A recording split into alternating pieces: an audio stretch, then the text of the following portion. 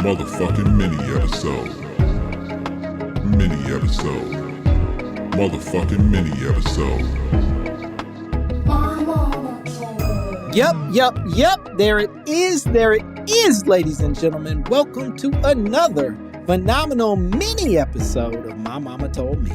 The podcast where we dive deep into the pockets of black conspiracy theories. And we finally work to prove the theories that you, the listener, have at home.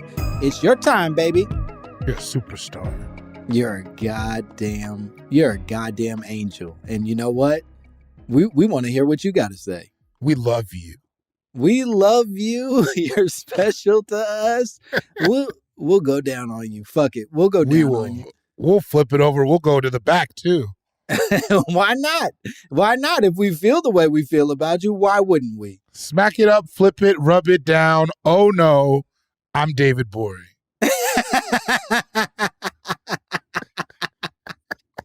And I'm Langston Kerman.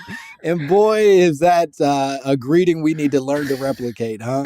Should we do that on every episode? I think that's about as good as it's going to get, yeah. Smack it up, flip it, rub it down. Oh no, I'm David Bory.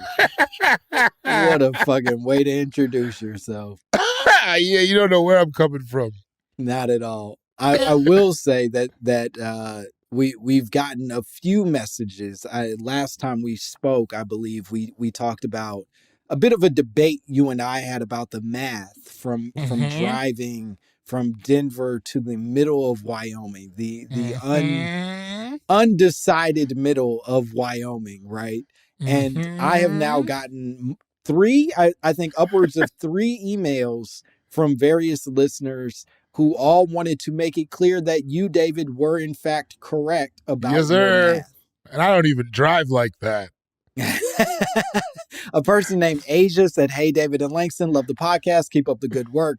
David, you never said where in the middle of Wyoming, so I picked Riverton. On a good day, Denver to Riverton is 349 miles via I-80 West or US 287 North. A 2006 Honda Civic basic bitch model, no fast, no furious, has a fuel tank capacity of 13.2 gallons and gets 30 miles per gallon in the city and 40 on the highway. We're going to use 30 because ain't no way we're going to risk it and run on fumes in the middle of Wyoming. Exactly. If you're driving from a full tank, 396 miles per tank, you can make it to Riverton with 47 miles left on empty. If this math is wrong, oh well, but I'm pretty sure it is. Anyway, bye, bitch, is what Asia wrote. And to all of that, I say, fuck you, Asia. You didn't have to do none of that. You could have mind your motherfucking business. Stay the fuck out of grown folks' business, Asia. Fuck you. Fuck, Careful.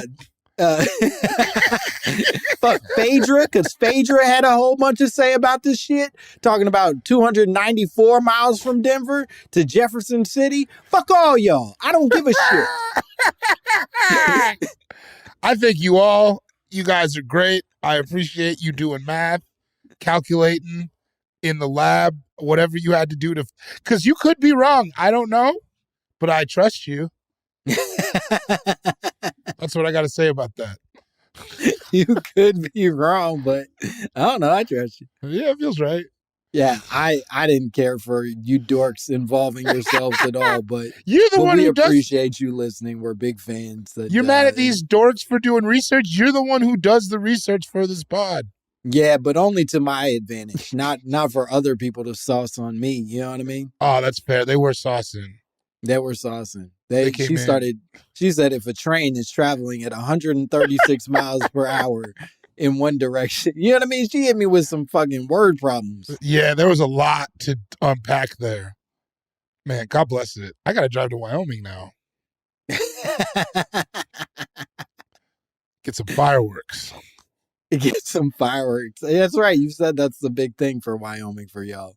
Yeah, I mean, I guess I assume there's some type of industry, but for me, it was mostly for fireworks.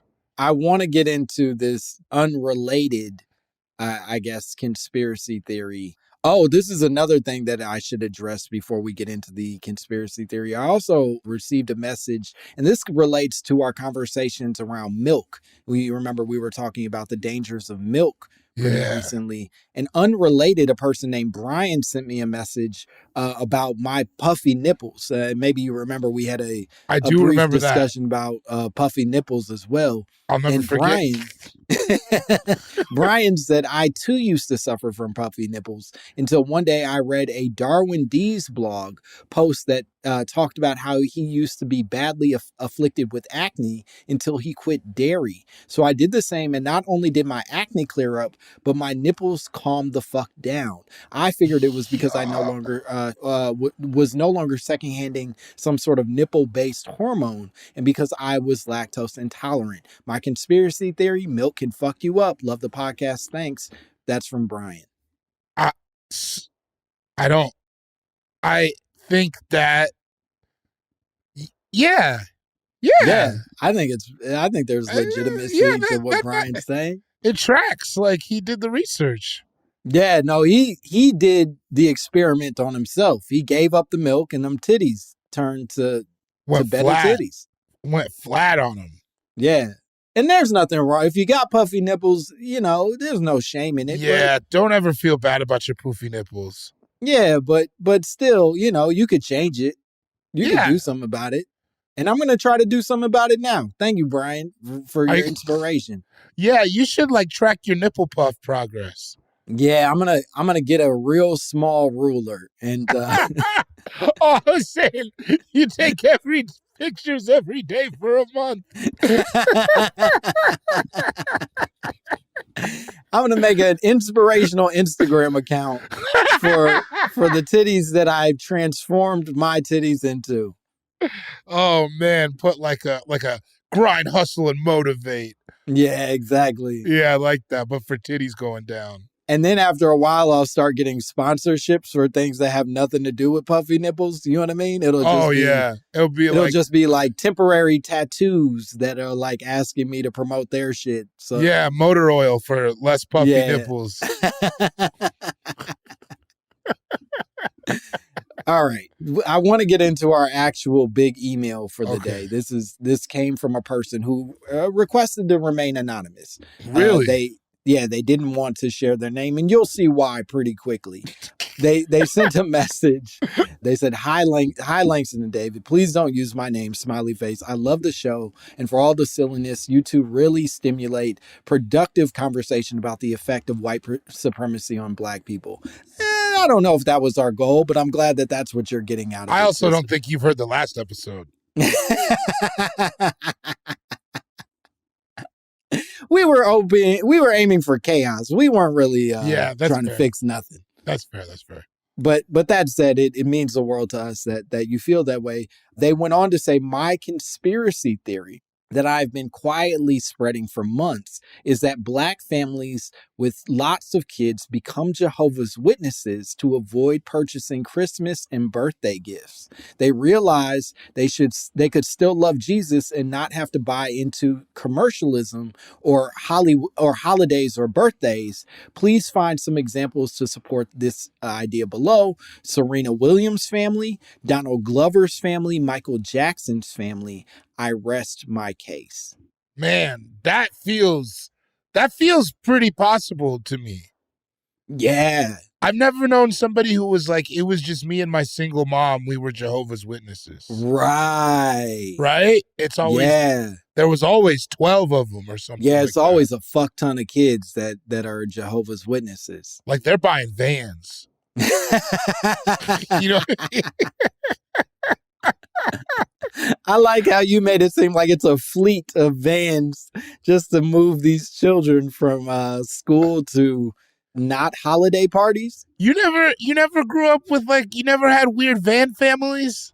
We did have weird van families. It was rarely a fleet, but I hear you that you know what I'm talking about. Yeah, they had like a minivan that was much older than it seemed like it should be. Yeah, and then there was just 8 LDS kids packed in there at all times.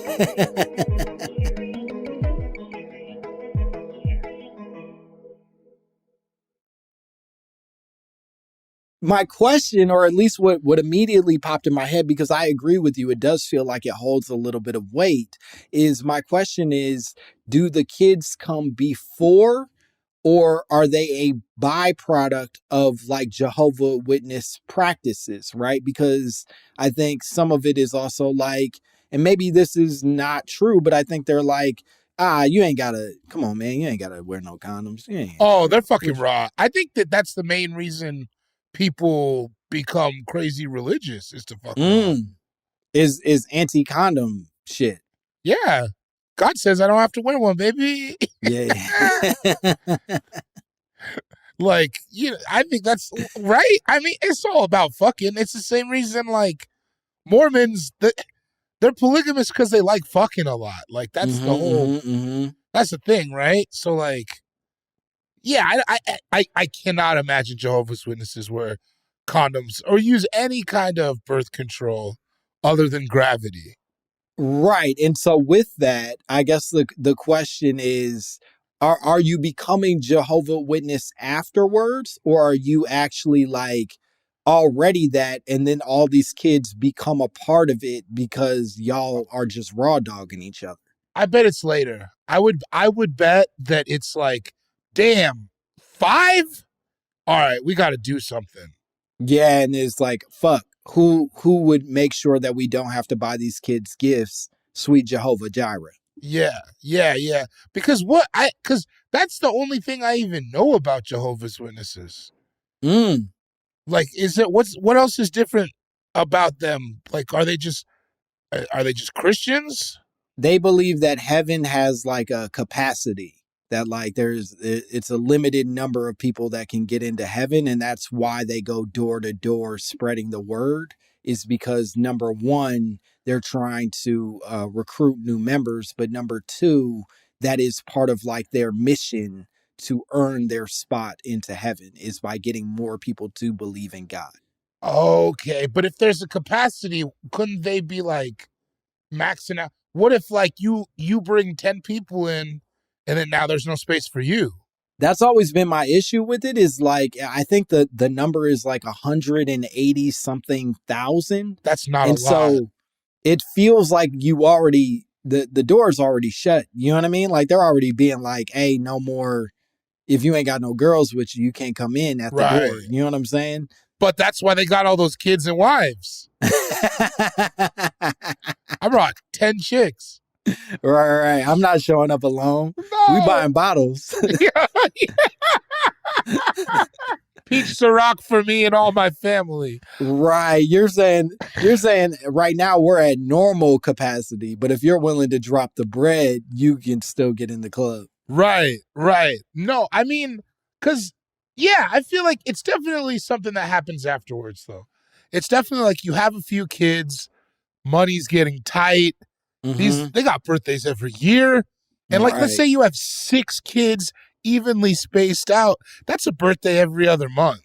Yeah, that's not good. And I'll be honest. Plus holidays. I'll be honest, I'm feeling anxiety just with my one child and buying a birthday gift, and like something that's appropriate to a 1-year-old and also is going to impress my wife enough not to make her feel like she needs to leave me. So it's like the idea. Your life is hard. Yeah, no, it stinks. But having to do that 6 times a year, and then Christmas, that's crazy. Wait, what are you going to get the 1-year-old? Have you decided? No, I haven't. I'm not landed on nothing. But if you got pitches, I'm taking them. Baby jewelry.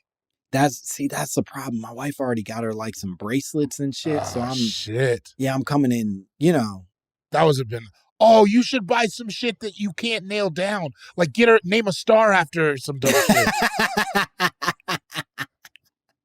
No, come on, man. Or like, that's a scam. Can't you like donate a tiger at the zoo or some shit in her name or some shit? That's a scam you can only pull on like sick kids and grandmas. You can't do that to discerning adults who know. That's true. You know what I mean? It does sound like a scam. Shit, what are you gonna get your daughter? Yeah, I don't know, but I got to figure it out and fast. Have you bronzed any of her shit? No, nothing's bronzed yet. You should bronze something. Okay, I'm liking where you're heading. Yeah, that's a good idea. Yeah, dip some baby shoes in the first ones. Get the first ones you guys got. Whoever got a diplomat, I'll bronze it for you. I got a guy. I got a bronzing guy. You bronze, gold plated, whatever you need. Okay. Well, let's talk after the podcast. All right. We might be able to find something here. But as far as these Jehovah's Witnesses, man, because it just seems like I don't know a lot of everybody I've ever known that was Jehovah's Witnesses seemed to be some type of late life conversion via their parents. Like and maybe that's because I'm not close to the church, but I don't know a lot of people who are like, I grew up with it. Like, it seems like a lot of people grow up with it and then they leave that shit. Prince was having birthday parties. Yeah, no, I've known a few people who grew up that way and then didn't stay committed to it. And then there are people who I knew who grew up that way. And how many kids do they have? A lot, actually. Not, oh, shit. Okay. Yeah, they kept fucking. They were like, no, that part's cool. Yeah. They were like, I hear y'all on this. I just think maybe a birthday party. Yeah, birthday party would be tight too. But that said, I also have a family member or two who grew up that way and then were like excommunicated from the church. And that's like a real thing that the church tends to do. And it is one of the things, and Quinta is a person who grew up that way, but she's not the excommunication person, but she's talked about this, or she and I talked about this, of like how it is one of those things that I do respect about their commitment to the religion, where like, if you do what they don't like, they kick you the fuck out. They don't like play that thing where they're like, nah, you can still save your soul. They're like, no, you ain't making the cut. Get the fuck out of here. I mean, I respect the discipline for sure. Mm-hmm. I respect even the discipline of no birthdays and holidays. I even respect the discipline of that. I think there's a great case to be made for it, right? I mean, but I think that it's like, it seems to be like based in being frugal, you know? Yeah, it doesn't seem completely altruistic. Not at all. Not at all. You're not just looking out for the kids' greater good by taking away birthdays. You truly are saving hundreds of dollars, if not thousands of dollars a year. Jesus celebrated holidays. Yeah, Jesus loved a good holiday. Well, wait, do they read the Bible? Do they believe in like the covenant of the New Testament? Are they Old Testament people? I don't know. I think I don't know 100%, but I know that they read the Bible. I'm pretty sure that they have like their own extra chapters, if I'm remembering correctly. Like the Catholic Apocrypha or whatever? Yeah, it's similar to, that's essentially what Mormon situation is too. That like, it's not that they don't read the same Bible. They just have some extra like stuff that they have the in. stuff from the tablets though. Yeah, man, I don't know where it's from. He looked through the thing and Joseph Smith or whatever. He was a snake oil salesman. That's not what we're getting into though. Everybody knows being a Mormon is a scam. They wear magic underwear. Jehovah's Witnesses. I do. I'm with this one. I'm with this one. You respect the Jehovah's Witnesses, but you also acknowledge their frugality in their decision making. Yeah, and I think that's fine. Okay, that's a cool take on it. You're like, look, yeah, I think you're right that they probably are turning to Jehovah's Witness beliefs in order to save money, but that doesn't make them any less committed because of the level of work that they're putting in to stay a part of the church. I couldn't have said it better myself. All right. Well, that seems legit to me. I think that's fair. If I have to go door to door and try to convince very angry people that my way of interpreting the Bible and religious text is correct, then yeah, I deserve not to buy my daughter a birthday gift. Exactly. That seems fair. I don't got no issues with that. So, listener, anonymous listener, I hope this satisfies your theory, and I hope you've learned a lesson about judging the Jehovah's Witnesses unfairly. Maybe they're not cheap. Maybe they're just making necessary sacrifices for not going broke and raw dogging their wives. Exactly. Well, we did it. All right. Bori, could you tell the people where they can find you, what cool shit you have going on? Just go to follow my Instagram, Cool Guy Jokes 87, and I have all my dates up there coming. I got a lot of different dates. Not sure of right now, but yeah, go to my Instagram. I would appreciate it. Great. As always, you can follow me at Langston Kerman, and you can come see me at Lyric Hyperion on September 15th, and that's going to be a really fun show. And then you can see me in New York on September 19th at City Winery. And if you want to send us your own drops, your own conspiracy theories, if you want to accuse other religions of being cheap, you can send those theories to mymommapod@gmail.com. We would love to hear from you. That's it. That's all. Bye, bitch. Motherfucking mini episode. Mini episode. Motherfucking mini episode. Motherfucking mini episode. Mini episode. Motherfucking mini episode.